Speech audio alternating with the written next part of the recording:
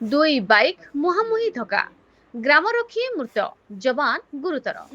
ଜାତୀୟ ରାଜପଥ 26 କୋକସରା ଥାନା ଅନ୍ତର୍ଗତ କୋକସରା ବଙ୍ଗମୁଣ୍ଡା ଛକ ନିକଟରେ ବୁଧବାର ମଧ୍ୟାହ୍ନରେ ଦୁଇ ବାଇକ୍ ମଧ୍ୟରେ ମୁହାଁମୁହିଁ ଧକ୍କା ହେବାରୁ ଜଣେ ଗ୍ରାମରକ୍ଷୀଙ୍କ ଚିକିତ୍ସାଧୀନ ଅବସ୍ଥାରେ ମୃତ୍ୟୁ ହୋଇଥିବା ବେଳେ ଅନ୍ୟ ବାଇକ୍ରେ ଥିବା ଜଣେ ଯବାନ ଗୁରୁତର ହୋଇ ପ୍ରାଥମିକ ଚିକିତ୍ସା ପରେ ଭବାନୀପାଟଣା ଜିଲ୍ଲା ମେଡିକାଲକୁ ସ୍ଥାନାନ୍ତରିତ କରାଯାଇଛି।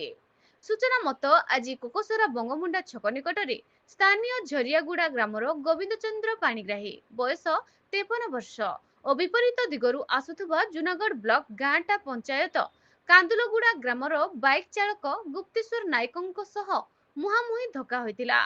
ଏହି ଦୁର୍ଘଟଣାରେ ଉଭୟ ବାଇକ୍ ଚାଳକ ଗୁରୁତର ହୋଇଥିବା ବେଳେ ଗୋବିନ୍ଦ ଚନ୍ଦ୍ର ପାଣିଗ୍ରାହୀଙ୍କ ଗୋଡ଼ ଆଣ୍ଠୁରୁ କଟିଯାଇ ଅତି ସଂକଟାପନ୍ନ ଅବସ୍ଥାରେ ରହିଥିଲା। ପରେ ସ୍ଥାନୀୟ ଲୋକଙ୍କ ଠାରୁ ଖବର ପାଇ 108 ଆମ୍ବୁଲାନ୍ସ ଦମକଳ କର୍ମଚାରୀ ସମେତ ପୋଲିସ ପହଞ୍ଚି ଗୁରୁତରଙ୍କୁ କୋକସରା ମେଡିକାଲକୁ ପଠାଇଥିଲେ। ତେବେ ସେଠାରେ ଚିକିତ୍ସାଧୀନ ଅବସ୍ଥାରେ ଗ୍ରାମରକ୍ଷୀ ଗୋବିନ୍ଦ ଚନ୍ଦ୍ର ପାଣିଗ୍ରାହୀଙ୍କ ମୃତ୍ୟୁ ହୋଇଥିଲା ଓ ଗୁରୁତର ଯୁବକ ଗୁପ୍ତେଶ୍ୱରଙ୍କୁ ଜିଲ୍ଲା ମୁଖ୍ୟ ଚିକିତ୍ସାଳୟ ମେଡିକାଲକୁ ସ୍ଥାନାନ୍ତରିତ କରାଯାଇଛି। ଏହି ଘଟଣା ପରେ ପୋଲିସ ପକ୍ଷରୁ ଦୁଇ ବାଇକ୍କୁ ଜବତ କରିବା ସହ ତଦନ୍ତ ଜାରି ରହିଛି। ଘଟଣାସ୍ଥଳରେ କୋକସରା ଥାନା ଅଧିକାରୀ ସୁଜ୍ଞାନ କୁମାର ବାରିକ ଉପସ୍ଥିତ ରହି ଘଟଣାର ତଦନ୍ତ ଜାରି ରଖିଛନ୍ତି।